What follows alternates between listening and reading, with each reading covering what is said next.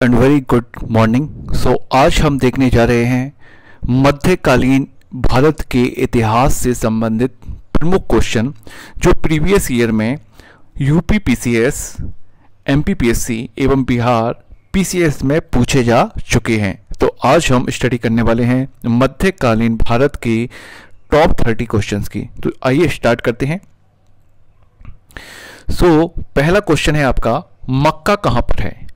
ये MPPSC pre में 1995 का क्वेश्चन है। तो पहला क्वेश्चन है मक्का कहाँ पर है। तो देखिए मक्का में 570 ईस्वी में हजरत मोहम्मद साहब का जन्म हुआ था। तो ये वही मक्का है। तो 570 ईस्वी में हजरत मोहम्मद साहब का जन्म मक्का में हुआ था, जो कि इस्लाम धर्म के प्रवर्तक थे। और मक्का है आपकी सऊदी अरेबिया में।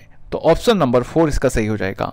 तो मक्का कहाँ पर है? मक्का सऊदी अरेबिया में है और मक्का में ही 570 ईस्वी में इस्लाम धर्म के प्रवर्तक पैगंबर हजरत मोहम्मद साहब का जन्म हुआ था। चलिए आगे बढ़ते हैं अगले क्वेश्चन की ओर। हमारा जो अगला क्वेश्चन है, हिंद की जनता के संदर्भ में हिंदू शब्द का सबसे पहले प्रयोग किसके द्वारा किया गया था। तो हिंद की जनता के संदर्भ में हिंदू शब्द का सबसे पहली बार प्रयोग किया गया था अरबों के द्वारा। तो अरबों ने सबसे पहले हिंदू कहकर पुकारा था।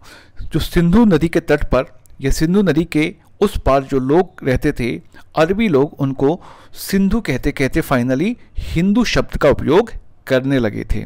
तो हिंदू शब्द का सबसे पहली बार प्रयोग किसने किया था? अरबों ने किया था।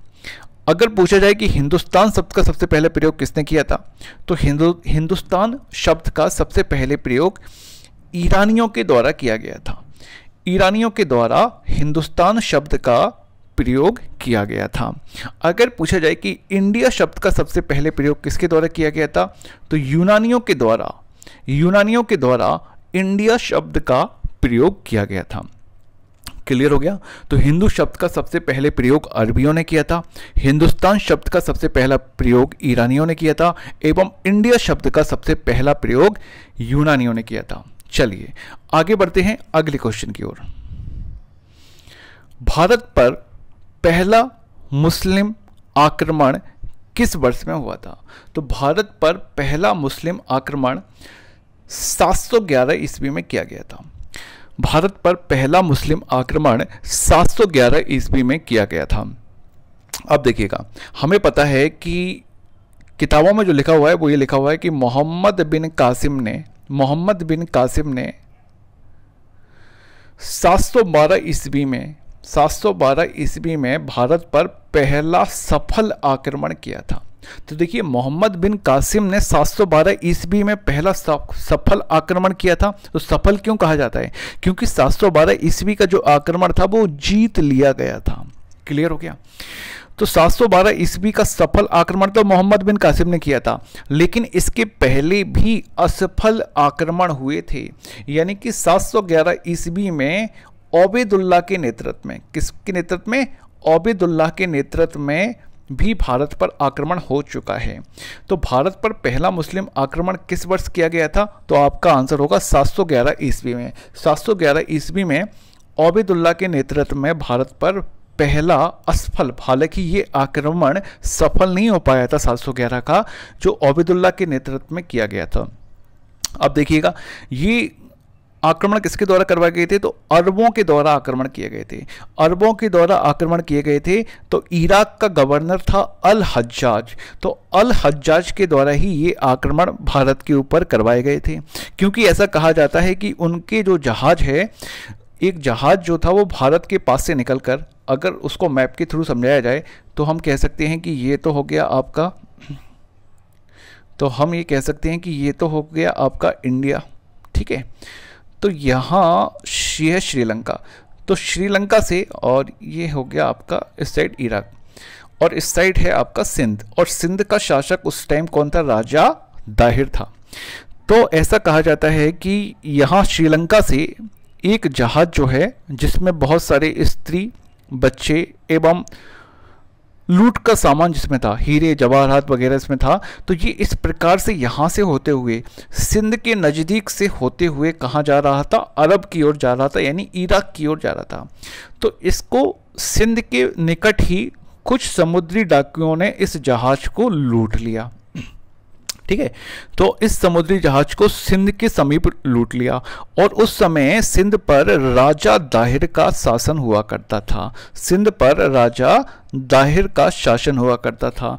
राजा दाहिर किसके पुत्र थे? तो चच के पुत्र थे, चच। ठीक है, तो राजा दाहिर का शासन कहाँ था? सिंध पर। और यहीं सिंध के समीप एक बंदरगाह है जिसका नाम है देवल बंदरगाह। तो देवल बंदरगाह के समीप जो है समुद्री डाकुओं के द्वारा इस अरबी जहाज को, जो कि श्रीलंका से अरब की ओर जा रहा था, जिसमें स्त्री बच्चे एवं बहुत सारा स्वर्ण आभूषण था, हीरे जवाहरात थे, तो इस जहाज को समुद्री डाकुओं के द्वारा लूट लिया गया। तो फाइनली हुआ क्या कि इराक के शासक उस टाइम पे थे अल हज्जाज इराक के शासक थे। अल हज्जाज इससे बहुत क्रोधित हुए और उन्होंने सिंध के राजा दाहिर से बोला कि जो हमारा जहाज लूटा गया है और उसके कारण से जो भी नुकसान हुआ है आप उसकी भरपाई कर दें। राजा दाहिर ने असमर्थता जताई, बोले कि मेरा जो क्षेत्र है वो सिंध के ऊपर है, समुद्र में मेरा कोई भी किसी के ऊपर कोई कंट्रोल नहीं है, अतः मैं उन समुद्र के जो डाकू है उनके लुटेरों को, उनको मैं नहीं जानता किसने ये जहाज लूटा है और इसमें मैं आपकी कोई भी मदद नहीं कर सकता।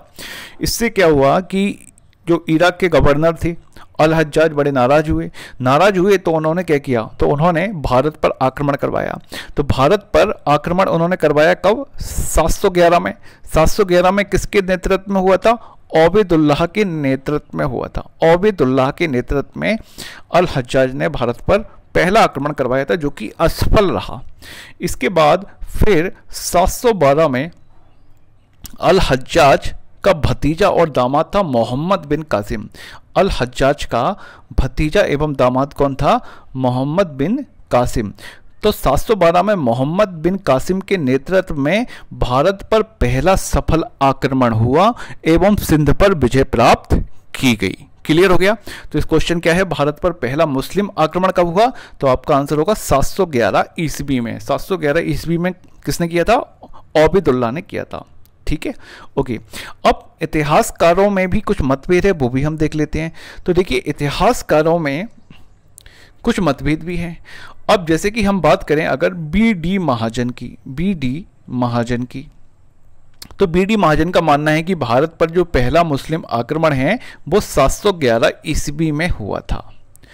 वहीं पर अगर हम बात करें हरीशचंद्र वर्मा की, तो हरीशचंद्र वर्मा जी का मानना है कि भारत में पहला मुस्लिम आक्रमण 712 ईस्वी में हुआ था। तो यहाँ पे इतिहासकारों में भी इस आक्रमण को लेकर मतभेद है। लेकिन एमपीपीएससी की पेपर में एक क्वेश्चन आ चुका है, तो एमपीपीएससी ने जो इसका आंसर दिया था वो है आपका 711 ईस्वी। चलिए आगे बढ़ते हैं अगले क्वेश्चन की ओर। तो हमारा जो अगला क्वेश्चन है, मोहम्मद बिन कासिम के द्वारा सिंध पर विजय कब की गई, किस वर्ष की गई?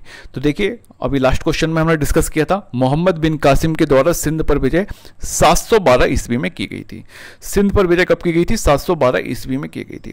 अब सिंध पर 712 ईस्वी में सबसे पहले इसने किसको जीता? तो देवुल नाम के बंदरगाह को जीता। देवुल नाम के बंदरगाह पे इसने अटैक किया था और यहीं पे राजा दाहिर ने थोड़ी सी ढिलाई दे दी। उसने इसका प्रतिरोध नहीं किया, मतलब उसने इसको हल्के में ले लिया। तो हल्के में ले लिया तो मोहम्मद बिन कासिम ने जब देवुल बंदरगाह को जीत लिया तो उसमें आ गया कॉन्फिडेंस, और राजा दाहिर से वहाँ की लोकल की जो प्रजा थी वो ज़्यादा खुश नहीं थी, तो वो सब शामिल होती गई किसके साथ में? मोहम्मद बिन कासिम के साथ में। फिर देवुल से आगे बढ़ के कहाँ पे? नेऊन में अगला हमला किया गया। अब नेऊन जो था वो बौद्ध धर्म के लोग ज़्यादा निवास करते थे और बौद्ध धर्म के लोग जो हैं राजा दाहिर से खुश नहीं थे, तो उन्होंने सपोर्ट किसको किया? मोहम्मद बिन कासिम को किया। तो नेऊन में बौद्धों ने स्वागत किया। जब नेऊन में बौद्धों ने स्वागत किया तो बड़ी आसानी से मोहम्मद बिन कासिम का अधिकार नेऊन के ऊपर हो गया। नेऊन के बाद देखा जाए तो अगला जो हमला किया गया था वो सीसम। अब सीसम में पाए जाते थे जाट, ठीक है, जाट बहुल इलाका था। तो राजा दाहिर की असफलता का जो प्रमुख कारण था वो वहाँ की प्रजा जो है राजा दाहिर से खुश नहीं थी। तो जाटों में भी जो इनका लीडर था जिसका नाम था माजरा, ठीक है। तो माजरा जब मारा गया मोहम्मद बिन कासिम के हाथों तो जाटों ने भी क्या हुआ, अधीनस्थ स्वीकार कर ली। ठीक है। इसके बाद सीसम के बाद मोहम्मद बिन कासिम का जो अगला जो आक्रमण था वो था आपका रावड़ पर, और रावड़ पर ही इसने किसके ऊपर, राजा दाहिर और मोहम्मद बिन कासिम के बीच में जो वास्तविक युद्ध हुआ था वो रावड़ में हुआ था। ठीक है। तो रावड़ में वास्तविक युद्ध हुआ था मोहम्मद बिन कासिम एवं राजा दाहिर के बीच में, जिसमें क्या हुआ, राजा दाहिर की पराजय हो गई थी। तो मोहम्मद बिन कासिम ने सिंध की विजय कब की थी, तो 712 ईस्वी में की थी। चलिए आगे बढ़ते हैं अगले क्वेश्चन की ओर। अगला क्वेश्चन है, भारत पर सबसे पहले मुस्लिम आक्रमणकारी कौन थे। तो भारत पर आक्रमण करने वाले मुस्लिम आक्रमणकारी अगर देखा जाए तो अरब के थे। कहाँ के थे, अरब के, क्योंकि ओबैदुल्ला भी कौन था, अरबी था। मोहम्मद बिन कासिम भी कौन था, अरबी था। इसके पहले 636 ईस्वी में भी भारत में आक्रमण हो चुका है। भारत में कहाँ पे, भारत में जो बम्बई है, बम्बई के थाने पर पहला अरबी आक्रमण हो चुका था। हालांकि ये आक्रमण जो है असफल रहा था। तो भारत पर सर्वप्रथम आक्रमण करने वाले मुस्लिम आक्रमणकारी कहाँ के थे, तो अरब के थे। क्लियर हो गया। चलिए आगे बढ़ते हैं अगला क्वेश्चन। तो हमारा जो अगला क्वेश्चन है, मोहम्मद बिन कासिम था। तो मोहम्मद बिन कासिम, जैसे कि हमने लास्ट क्वेश्चन में डिस्कशन किया था, तो मोहम्मद बिन कासिम अरबी था। ठीक है। तो मोहम्मद बिन कासिम कौन था, तो मोहम्मद बिन कासिम अरबी था। चलिए तुर्क में, तो महमूद गजनवी जो था वो तुर्क था। ओके। चलिए आगे बढ़ते हैं अगले क्वेश्चन की ओर। तो हमारा जो अगला क्वेश्चन है, इनमें से कौन गजनी राजवंश का संस्थापक था।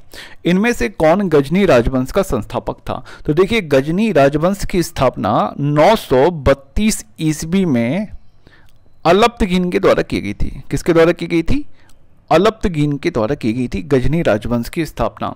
और अलप्तगीन ने गजनी वंश की स्थापना की और अपनी राजधानी भी क्या बनाया, गजनी बनाया। ठीक है। तो इसके बाद फिर क्या हुआ, अलप्तगीन के बाद फिर 972 में प्रीतगीन गद्दी पे बैठा। प्रीतगीन, और प्रीतगीन ने भारत पर पहली बार आक्रमण करवाया। अब ये अलप्तगीन जो था ये तुर्क था। ठीक है। अलप्तगीन कौन था, तुर्क था, जबकि मोहम्मद बिन कासिम कौन था, अरब था। तो अलप्तगीन, तो गजनी जो राजवंश था एक्चुअली में तुर्की राजवंश था। तो इनमें से कौन गजनी राजवंश का संस्थापक था, तो अलप्तगीन था। अलप्तगीन के बाद फिर प्रीतगीन आया। अब अलप्तगीन का एक गुलाम व दामाद भी था, गुलाम व दामाद। तो अलप्तगीन का गुलाम व दामाद जो था वो था सुबुक्तगीन। सुबुक्तगीन, और इसी सुबुक्तगीन का बेटा था महमूद गजनवी। सुबुक्तगीन का बेटा था महमूद गजनवी। ठीक है। तो सुबुक्तगीन गद्दी पर कब बैठा, 977 ईस्वी में सुबुक्तगीन जो है गजनी की गद्दी पर बैठा। और सुबुक्तगीन गजनी की गद्दी पर बैठा था, उसके बाद महमूद गजनवी महमूद गजनी जो है गजनी की गद्दी पर बैठा था कब, 998 ईस्वी में। 998 ईस्वी में। तो महमूद गजनी ने जब भारत पर आक्रमण किया था उस समय जो है अपने सिंध प्रांत में एक राजा हुआ करते थे जिनका नाम था राजा जयपाल। तो महमूद गजनी ने पहला आक्रमण 1000 में वहीं पे किया था, आपका मुल्तान की साइड में इन्होंने पहला आक्रमण किया था। तो गजनी वंश के सारे राजा मैंने आपको लिख दिए। अलप्तगीन संस्थापक था, अलप्तगीन के बाद प्रीतगीन, प्रीतगीन के बाद सुबुक्तगीन, सुबुक्तगीन के बाद महमूद गजनवी। तो इनमें कौन गजनी राजवंश का संस्थापक है, तो आपका आंसर होगा अलप्तगीन, ऑप्शन नंबर 1। आगे बढ़ते हैं अगले क्वेश्चन की ओर। Question number 8। क्वेश्चन नंबर 8 में कहा गया है, इनमें से कौन चंदेल शासक महमूद गजनवी से पराजित नहीं हुआ था। तो निम्न में से कौन सा ऐसा चंदेल शासक था जो महमूद गजनवी से पराजित नहीं हुआ था। तो देखिए चंदेल शासक कौन सा था जिस महमूद गजनवी से पराजित नहीं हुआ था, तो वो चंदेल शासक था विद्याधर। विद्याधर, अब ये विद्याधर की कहानी सुनिएगा। तो चंदेल शासकों पर महमूद गजनवी ने 1019-20 में आक्रमण किया था। ठीक है। चंदेलों पर महमूद गजनवी ने 1019-20 में आक्रमण किया था। तो उस समय चंदेलों में सबसे अधिक शक्तिशाली शासक कौन था, तो वो विद्याधर था। अब मुस्लिम इतिहासकार ऐसा लिखते हैं कि उस समय विद्याधर जैसा पराक्रमी जो है भारत में कोई नहीं था। तो एक नदी के तट पर विद्याधर और महमूद गजनबी के बीच भयानक युद्ध हुआ। ठीक है, तो एक नदी के तट पर विद्याधर और महमूद गजनबी के बीच बहुत भयंकर युद्ध हुआ और काफ़ी दिनों तक ये युद्ध चलता रहा और ये युद्ध में अनिर्णायक युद्ध रहा। ऐसा मुस्लिम इतिहासकार लिखते हैं कि ये जो युद्ध है ये अनिर्णायक युद्ध रहा, यानी कि ना तो इसमें किसी की जीत हुई और ना ही किसी की हार हुई। तो विद्याधर ने जबरदस्त प्रतिरोध किया था महमूद गजनी का। अब क्या हुआ कि विद्याधर ने देखा, राजनीतिक सूझबूझ का परिचय देते हुए विद्याधर ने बोला कि यार इतने दिन हो गए कि ना तो किसी की जीत हो पा रही है ना किसी की हार हो पा रही है।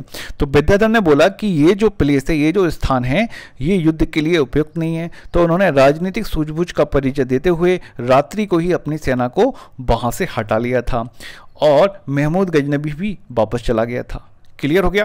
तो ऐसा कौन सा, तो विद्याधर ऐसे चंदेल शासक थे जो महमूद गजनबी से पराजित नहीं हुए थे। तो क्वेश्चन ये भी बन सकता है, एकमात्र भारतीय शासक जो महमूद गजनबी से पराजित नहीं हुआ, तो आपका आंसर होगा विद्याधर। तो कौन सा चंदेल शासक महमूद गजनबी से पराजित नहीं हुआ, तो आपका आंसर होगा विद्याधर। चलिए आगे बढ़ते हैं अगले क्वेश्चन की ओर। तो हमारा जो अगला क्वेश्चन है, महमूद गजनबी का दरबारी इतिहासकार कौन था। तो महमूद गजनबी का जो दरबारी इतिहासकार था वो था आपका उत्बी। तो महमूद गजनबी का दरबारी इतिहासकार कौन था, उत्बी था। तो उत्बी दरबारी इतिहासकार था। अब महमूद गजनबी जो है एक पढ़ा लिखा और सुसभ्य इंसान था जो कि विद्वानों की कद्र किया करता था। जो विद्वानों की क्या किया करता था, विद्वानों की कद्र किया करता था। तो विद्वानों की ये कद्र किया करता था, इसलिए क्या था, तो इसके दरबार में बहुत बड़े बड़े कवि और जाने माने कलाकार इसके दरबार में पाए जाते थे। किसके दरबार में, महमूद गजनी के दरबार में। उनमें से एक था आपका उत्बी।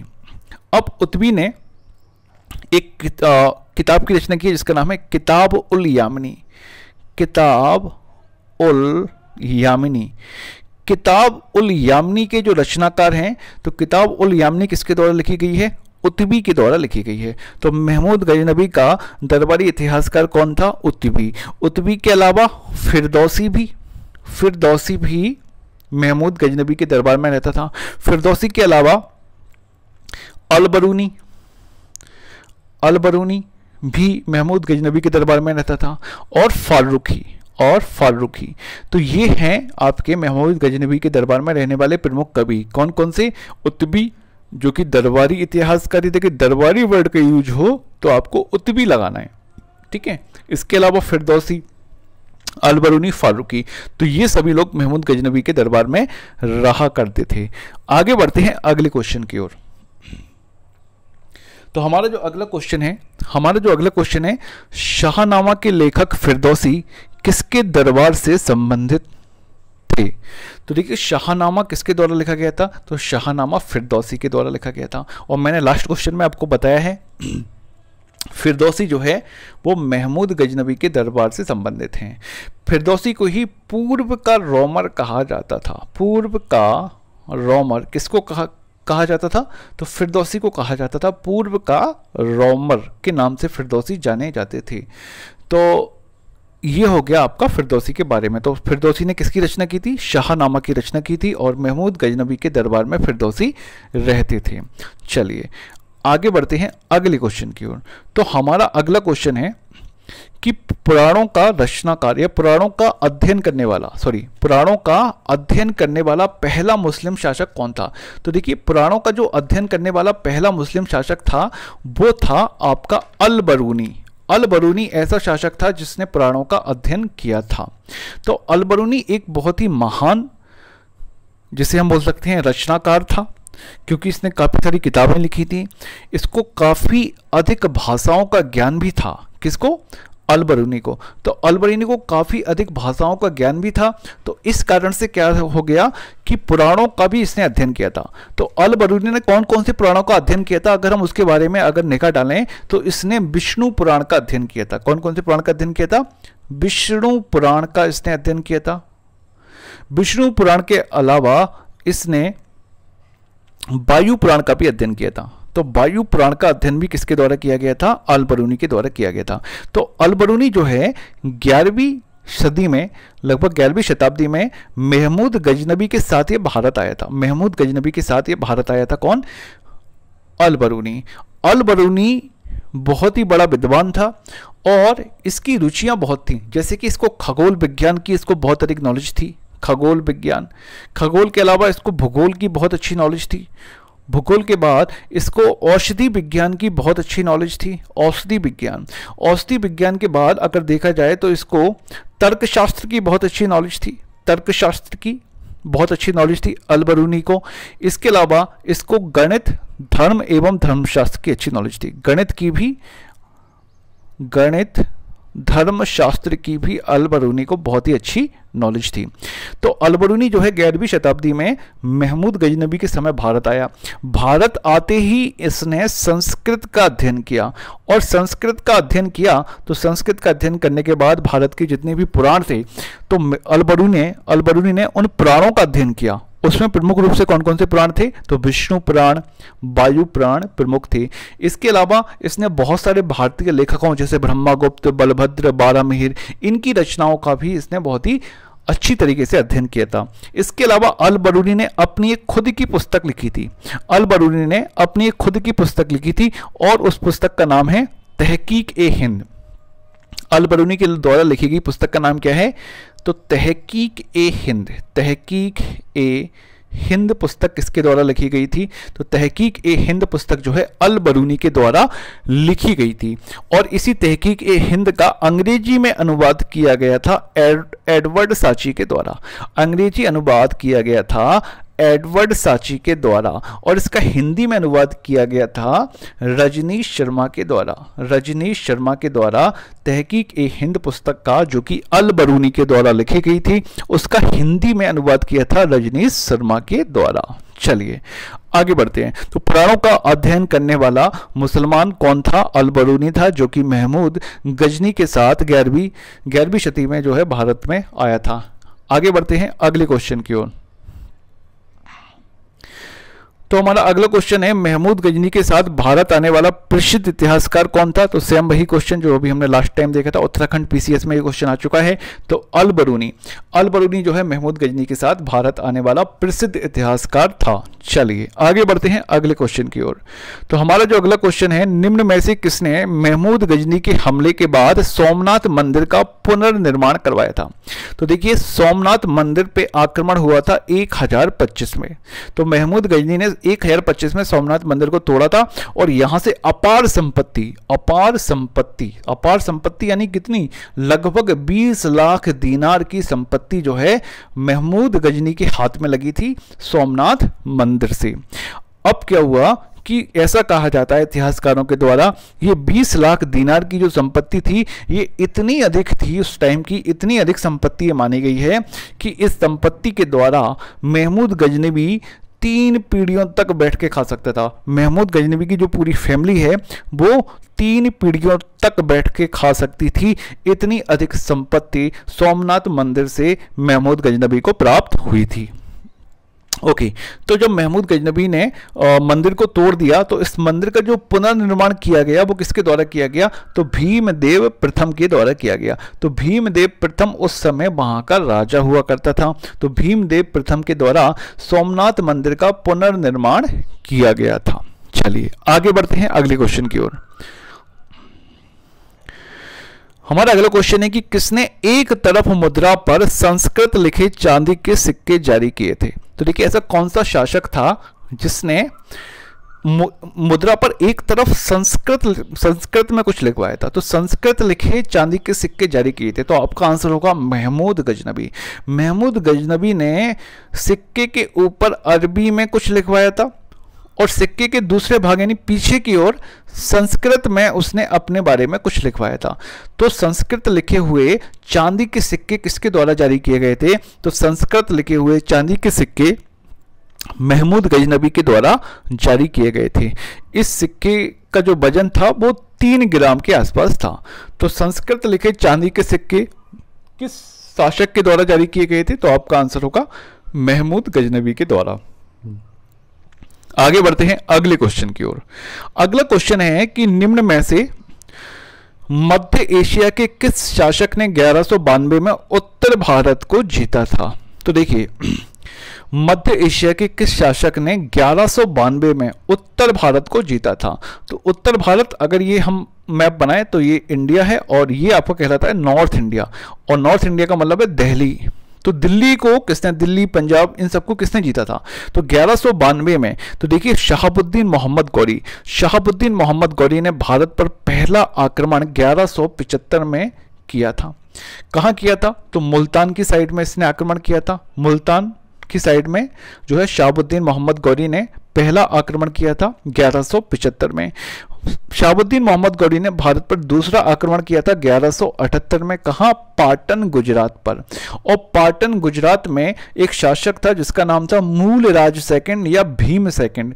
तो भीम सेकंड ने मोहम्मद गौरी को बुरी तरीके से पराजित किया था। तो क्वेश्चन ये भी आता है कि किस शासक के द्वारा जो है मोहम्मद गौरी हारा था? तो मोहम्मद गौरी हारा था भीम सेकंड, जो कि गुजरात का शासक था उस टाइम का। एनीवे, तो मध्य एशिया के, अब देखिएगा इसके आगे की कहानी। तो मोहम्मद गौरी ने भारत पर पहला आक्रमण 1175 में किया, फिर 1178 में दूसरा आक्रमण किया। इसके बाद बात करते हैं 1191। तो 1191 में तराइन का युद्ध हुआ। किस किस के बीच हुआ था? मोहम्मद गौरी और पृथ्वीराज चौहान के बीच में। इस तराइन के 1191 वाले युद्ध में पृथ्वीराज चौहान तो जीत गए और मोहम्मद गौरी की क्या हुई? हार हो गई। फिर आता है 1192। 1192 में फिर से गौरी और पृथ्वीराज चौहान के बीच तराइन का दूसरा युद्ध हुआ और इस युद्ध में गौरी की विजय हुई। और गौरी की विजय कब हुई? 1192 में। और क्वेश्चन भी आपका क्या है? 1192 में उत्तर भारत को किसने जीता था? तो मध्य एशिया के शासक शहाबुद्दीन मोहम्मद गौरी ने 1192 में उत्तरी भारत को जीत लिया था और दिल्ली में इसकी सत्ता स्थापित हो गई थी। चलिए, तो आगे बढ़ते हैं अगले क्वेश्चन की ओर। अगला क्वेश्चन है कि मोहम्मद गौरी को सबसे पहले किसने पराजित किया? देखिए, अभी मैंने लास्ट टाइम बताया था, तो मोहम्मद गौरी को सबसे पहले पराजित किया था किसने? भीम सेकंड ने। भीम सेकंड, जिसे हम मूलराज सेकंड के नाम से भी जानते हैं। भीम सेकंड, इसी को बोलते हैं क्या? मूलराज सेकंड। मूलराज सेकंड। तो मूलराज सेकंड उस टाइम मोहम्मद गौरी ने पाटन, गुजरात पर आक्रमण किया था। तो भीम सेकंड ने अपनी माँ, अपनी विधवा माँ, भीम सेकंड ने अपनी विधवा माँ का नाम था नायिका देवी। तो नायिका देवी के नेतृत्व में आबू पर्वत के निकट, कौन से पर्वत? आबू पर्वत के निकट जो है मोहम्मद गौरी और भीम सेकंड का युद्ध हुआ, जिसमें भीम सेकंड ने मोहम्मद गौरी को परास्त किया था। ठीक है, तो भीम सेकंड ने मोहम्मद गौरी को परास्त किया था। ठीक है, ये कब की बात चल रही है? तो ये बात चल रही है आपकी 1178 की, 1178 में। तो मोहम्मद गौरी को सबसे पहले किसने पराजित किया? तो आपका आंसर होगा option number first, Bhim second ने या मूलराज सेकंड ने। आगे बढ़ते हैं अगले क्वेश्चन की ओर। तो अगला क्वेश्चन है, निम्न में से कौन सा राजा मोहम्मद गौरी द्वारा चंदावर के युद्ध में पराजित हुआ था? तो देखिए भाई, मोहम्मद गौरी, तो चंदावर का युद्ध हुआ था 1194 में। चंदावर का युद्ध हुआ था 1194 में। और चंदावर कहाँ है? तो चंदावर एक स्थान है जो फिरोजाबाद में है। कहाँ है भाई? चंदावर जो स्थान है वो आधुनिक फिरोजाबाद के निकट है और यमुना के तट पर है। कहाँ है? यमुना नदी के तट पर है। तो चंदावर कहाँ है? तो चंदावर अभी वर्तमान में फिरोजाबाद वाले इलाके में है और यमुना के तट पर है। अब क्या हुआ कि लास्ट क्वेश्चन में हमने पढ़ा था कि 1192 में मोहम्मद गौरी ने पृथ्वीराज चौहान को हराया था। अब देखिएगा, कहानी सुनिएगा। तो जयचंद था, जयचंद की पुत्री थी और उस पुत्री का नाम था संयोगिता। तो संयोगिता का चल रहा था स्वयंवर। उस स्वयंवर में पृथ्वीराज चौहान इसको उठा के ले आते हैं। किसको? संयोगिता को। तो संयोगिता को उठा के इसको किडनैप कर लाते हैं वो। तो संयोगिता का अपहरण कर लाते हैं कौन? पृथ्वीराज चौहान। पृथ्वीराज चौहान। अब ऐसा करने से जो जयचंद था वो पृथ्वीराज चौहान से बहुत अधिक नाराज हो गया था। तो जयचंद इससे दुश्मनी रखने लगा था। किससे? पृथ्वीराज चौहान से। इसलिए जयचंद ने ही मोहम्मद गौरी को भारत पर आक्रमण करने के लिए इनवाइट किया था। यानी कि मोहम्मद गौरी को भारत पर आक्रमण करने के लिए किसने आमंत्रण दिया था? तो जयचंद के द्वारा आमंत्रण दिया गया था। इसी के आमंत्रण पर मोहम्मद गौरी ने भारत पर आक्रमण किया एवं पृथ्वीराज चौहान को हराकर 1192 में मुस्लिम साम्राज्य की नींव डाली थी।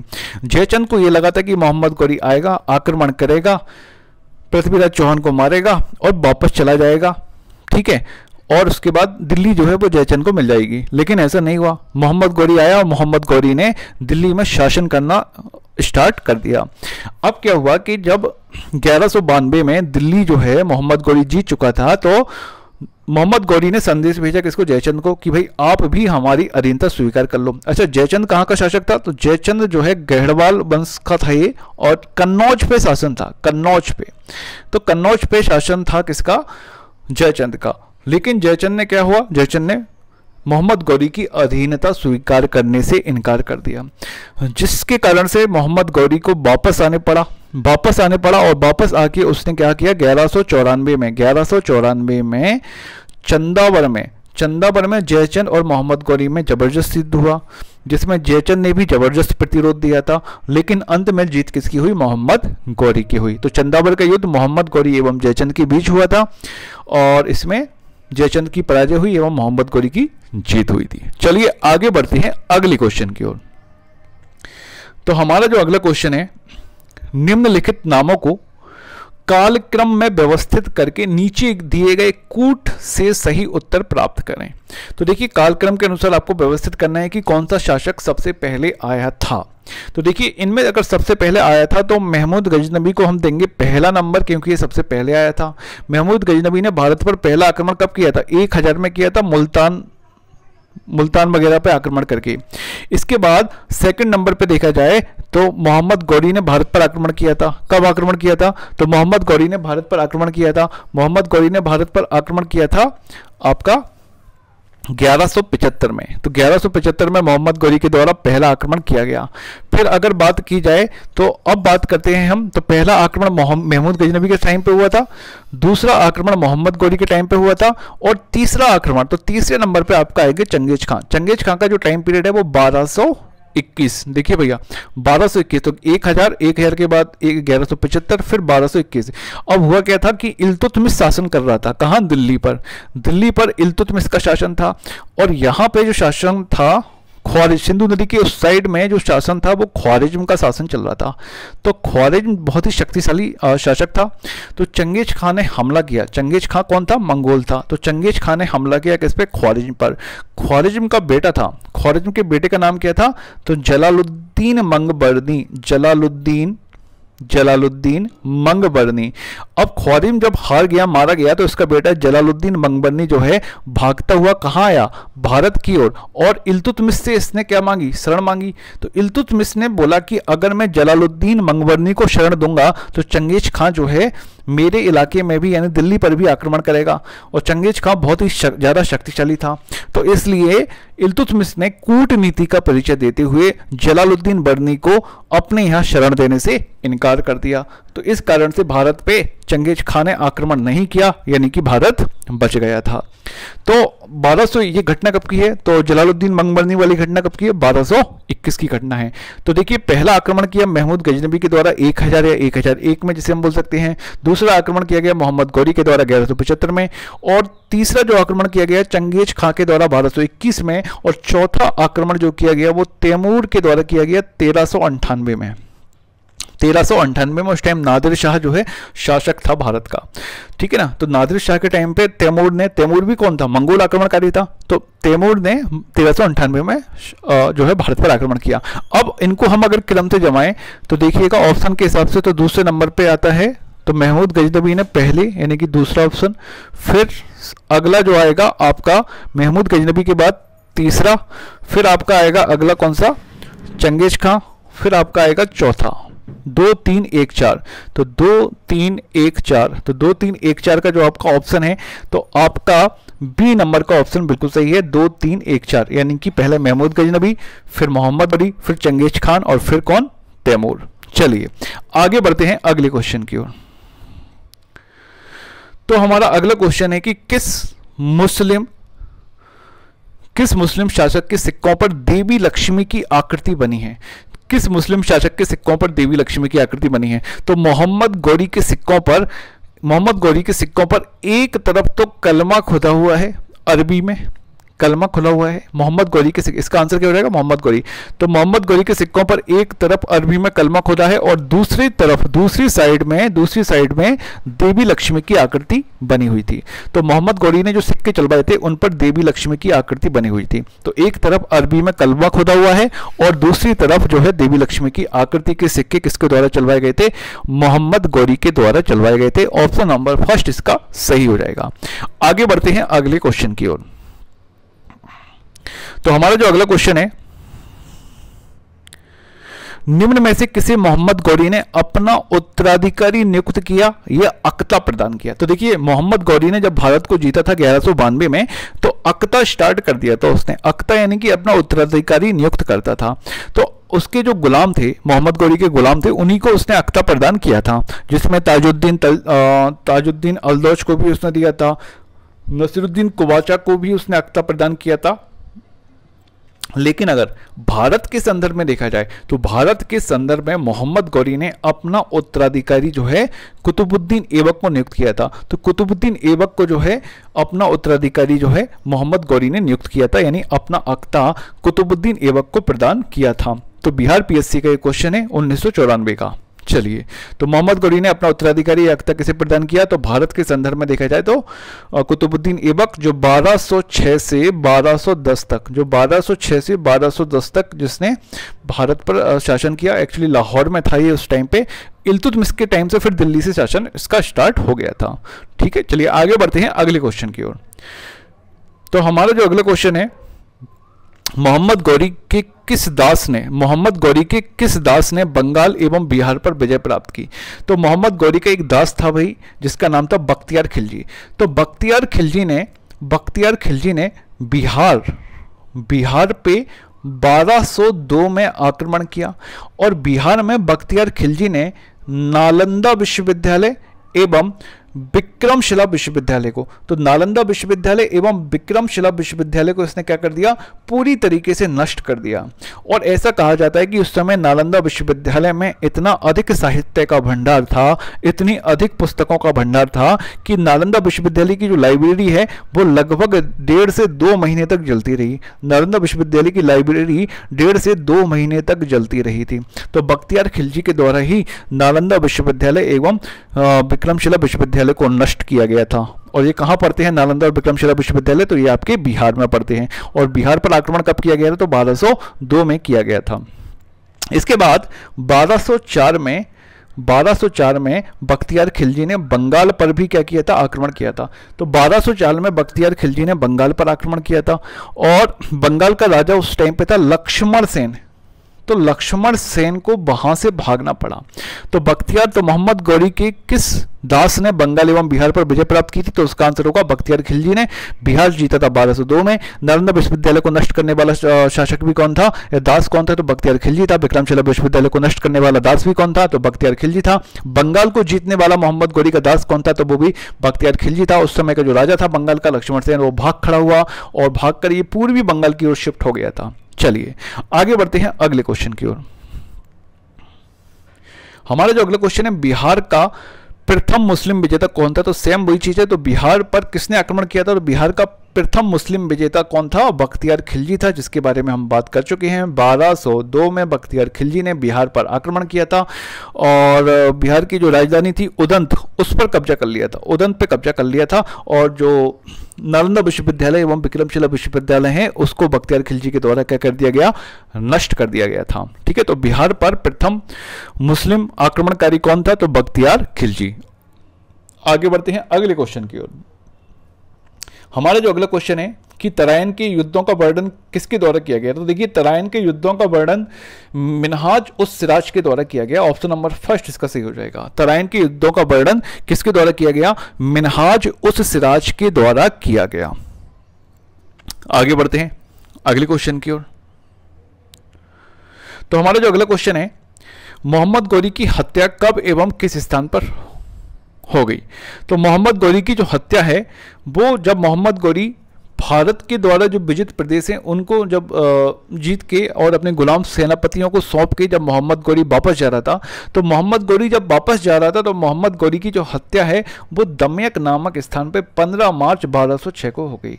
ठीक है, तो मोहम्मद गौरी जो है जब वापस से जो है गजनी की ओर लौट रहा था, तब रास्ते में दमयक नामक स्थान पर 15 मार्च 1206 को मोहम्मद गौरी की हत्या कर दी जाती है। आगे बढ़ते हैं अगले क्वेश्चन की ओर।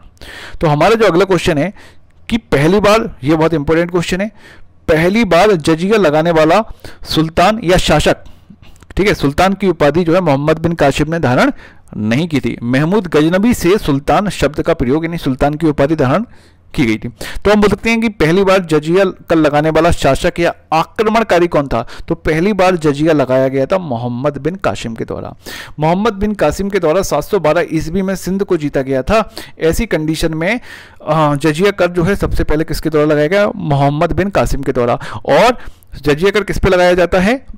जो ऐसे लोग जो गैर मुस्लिम होते हैं, गैर मुस्लिम होते हैं, तो गैर मुस्लिमों पे किस क्या लगाया जाता है? जजिया कर। तो जजिया कर लगाने वाला पहला शासक कौन था? तो मोहम्मद बिन कासिम पहला शासक था जिसने जजिया कर लगाया था।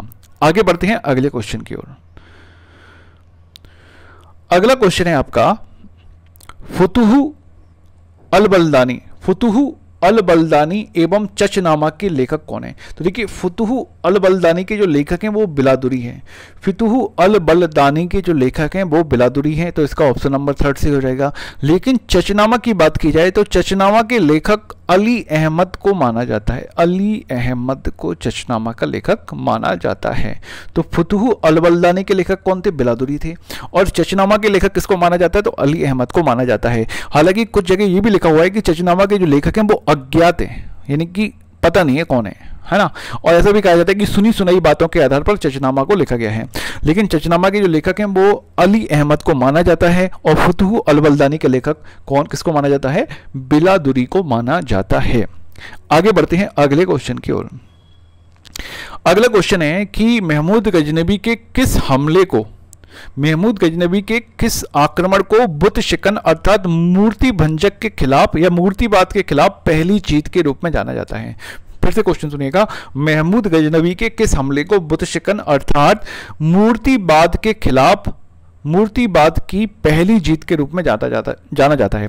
तो मूर्तिवाद के खिलाफ जो पहला हमला हुआ था वो 1008 में। तो महमूद गजनी ने भारत में 1008 में नगरकोट के विरुद्ध हमले को, तो नगरकोट के विरुद्ध हमले को ही क्या माना जाता है?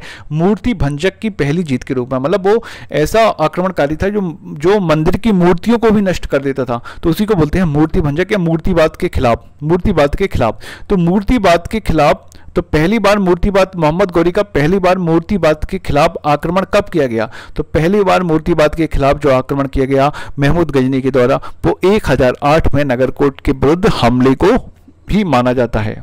चलिए आगे बढ़ते हैं अगले क्वेश्चन की ओर। इसके बाद में उसने सोमनाथ मंदिर 1025 में तोड़ा था, वो भी सही है, लेकिन क्वेश्चन क्या बोल रहा है? पहली जीत, पहली जीत। तो पहली बार मूर्तिवाद के खिलाफ आक्रमण कहाँ किया था? 1008 में नगरकोट के विरुद्ध हमले को ही उसकी मूर्ति भंजक के रूप में या बुत शिकन के रूप में उसको जाना जाता है। आगे बढ़ते हैं अगले क्वेश्चन की ओर। और अगला क्वेश्चन है कि पुराणों का अध्ययन करने वाला मुस्लिम कौन था? प्रथम मुस्लिम। तो ये वही क्वेश्चन रिवाइज हुआ है जो हम पहले पढ़ चुके हैं। अल बरूनी ने पुराणों का अध्ययन किया था। कौन कौन से पुराण थे? विष्णु पुराण, वायु पुराण का इसने अध्ययन किया था और महमूद गजनी के साथ ये भारत में आया था। 11वीं शताब्दी में ये भारत में आया था और इसे बहुत सी भाषाओं का ज्ञान था। इसके अलावा खगोल विज्ञान, भूगोल, तर्कशास्त्र, औषधि विज्ञान, गणित तथा धर्म और धर्मशास्त्र के विषय में इसका जबरदस्त ज्ञान था। संस्कृत भाषा को इसने सीखा था। इसने एक बुक लिखी थी जिसका नाम था तहकीक-ए-हिंद। चलिए आगे बढ़ते हैं अगले क्वेश्चन की ओर। लास्ट क्वेश्चन है हमारा। चलिए इस क्वेश्चन को थोड़ा सा समझने की कोशिश भी करेंगे। तो मोहम्मद बिन कासिम एवं राजा दाहिर के बीच वास्तविक युद्ध किस स्थान पर हुआ था? ये क्वेश्चन थोड़ा अच्छा है और नया भी है। तो देखिए मोहम्मद बिन कासिम और राजा दाहिर के बीच जो वास्तविक युद्ध हुआ था वो किस स्थान पर हुआ था? तो देखिएगा मैं कोशिश करता हूँ मैप के थ्रू समझाने की। तो ये मकरान है, ये आपको दिख रहा है, ये क्या है? मकरान। मैप में मकराने। यहां से मोहम्मद बिन कासिम पहुंचा कहां, देबुल। ये देबुल जो बंदरगाह है ना, देबुल बंदरगाह, तो सबसे पहले देबुल बंदरगाह को जीता किसने, मोहम्मद बिन कासिम ने। यहां पे राजा दाहिर ने ढिलाई दे दी और देबुल की रक्षा नहीं की। तो देबुल की रक्षा नहीं करके उसने जो देबुल के पूर्वी जो किनारे थे, पूर्वी किनारे से सिर्फ रक्षात्मक प्रयास किए, यानी कि अटैक नहीं किया, यानी कि सिर्फ डिफेंस किया था। और राजा दाहिर यहाँ पे था ही नहीं, और राजा दाहिर यहाँ पर लड़ने ही नहीं आया था। और राजा दाहिर के जो सैनिक थे वो सिर्फ रक्षा करते, रक्षात्मक रूप से लड़ते रहे। इसका भतीजा था राजा दाहिर का, वो यहाँ पे मौजूद था, लेकिन भतीजे के भी प्रयास क्या हो गए, सारे के सारे असफल हो गए। और राजा दाहिर ने जो मोहम्मद बिन कासिम का जो पहला हमला जो देबुल बंदरगाह पे हुआ था उसको बहुत ही हल्के में लिया था। तो बड़ी आसानी से मोहम्मद बिन कासिम ने देबुल बंदरगाह को जीत लिया था। अब मोहम्मद बिन कासिम की एज अगर आप देखो तो मात्र 17 साल थी। अब 17 साल का एक युवक बड़ी आसानी से देबुल बंदरगाह को जीत लेता है, तो इसके कॉन्फिडेंस में क्या हो गई, बढ़ोतरी हो गई।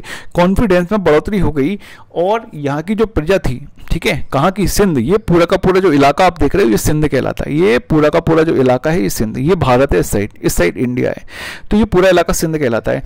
तो सिंध में क्या हुआ था, उस समय में क्या हुआ था, ये सिंध था, सिंध पे राजा दाहिर का शासन था। अब यहाँ की जो जनता थी वो राजा दाहिर के खिलाफ थी। तो इस कारण से क्या हुआ, तो सबसे पहले मोहम्मद बिन कासिम ने देबुल को जीता। देबुल को जीतने के बाद यहाँ पे मोहम्मद बिन कासिम ने अपनी आर्मी में भर्ती करना स्टार्ट कर दिया। अब जो लोकल के जो लोग थे जो राजा दाहिर के खिलाफ थे वो मोहम्मद बिन कासिम की सेना में आ गए और उसकी सेना बड़ी होती गई। इसके बाद देबुल के बाद मोहम्मद बिन कासिम का अगला जो आक्रमण हुआ था वो हुआ था न्यून पे, और न्यून में बौद्ध धर्म के लोग ज़्यादा अधिक पाए जाते थे। तो इन बौद्ध धर्म के लोगों ने न्यून में जो थे इन्होंने मोहम्मद बिन कासिम का स्वागत किया, क्योंकि ये लोग राजा दाहिर को पसंद नहीं करते थे या राजा दाहिर से ये लोग खुश नहीं थे। तो इस कारण से बड़ी आसानी से देबुल के बाद न्यून पे भी किसका अधिकार हो गया था, मोहम्मद बिन कासिम का अधिकार हो गया था। अब देबुल पे अधिकार हो गया, न्यून पे, न्यून के बाद अगला जो गया सीसम पे। सीसम के जाटों के द्वारा भी क्या हो गया, अधीनता स्वीकार कर ली गई थी मोहम्मद बिन कासिम की। अब जो वास्तविक इस क्वेश्चन पे हम आते हैं, तो देखिएगा, ये आप देख रहे हैं, ये है राउर, ये है राउर, ठीक है, सिंधु नदी के किनारे क्या है, राउर। तो राउर ही वह जगह है जहां पर मोहम्मद बिन कासिम एवं राजा दाहिर के बीच जबरदस्त युद्ध हुआ था। तो राउर में, तो क्वेश्चन अगर आए कि मोहम्मद बिन कासिम एवं राजा दाहिर के बीच वास्तविक युद्ध कहां पे हुआ था, क्योंकि ना तो देबुल में राजा दाहिर मौजूद थे, ना ही नेउन में राजा दाहिर मौजूद थे, ना ही मुल्तान में, ना ही ब्राह्मणाबाद में। तो राजा दाहिर कहाँ थे, राउर में। तो राउर में मोहम्मद बिन कासिम एवं राजा दाहिर के बीच युद्ध हुआ था, और ऐसा कहा जाता है कि राजा दाहिर हाथी के ऊपर बैठ के लड़ रहे थे। तो मोहम्मद बिन कासिम ने हाथी के पैरों पे हमला किया, हाथी को घायल करना स्टार्ट किया। हाथी को जब घायल करना स्टार्ट किया तो हाथी लड़खड़ाया। उस हाथी के लड़खड़ाने से जो राजा दाहिर हैं, तो राजा दाहिर का जो ध्यान है वो युद्ध से हटके कहाँ चला गया, हाथी को संभालने में। और ऐसा कहा जाता है कि उसी समय एक तीर आके इनकी आंख में लगा और ये सीधे हाथी से नीचे गिरे। तो तीर इनकी आंख में लगा और हाथी से जब ये नीचे गिरे तो इनके ऊपर तीरों और तलवारों की बौछार कर दी गई और इनको मार दिया गया। तो मोहम्मद बिन कासिम और राजा दाहिर के बीच जो वास्तविक युद्ध हुआ था वो आपका हुआ था कहाँ पे, राउर में। ठीक है, चलिए, तो थैंक यू सो मच। आज के हमने ये बहुत ही इंपॉर्टेंट क्वेश्चन हिस्ट्री के हमने मध्यकालीन भारत के कवर किए हैं, और इसके बाद अगले जो चैप्टर्स हैं उनके भी क्वेश्चन आपके सामने आते रहेंगे। So thank you so much.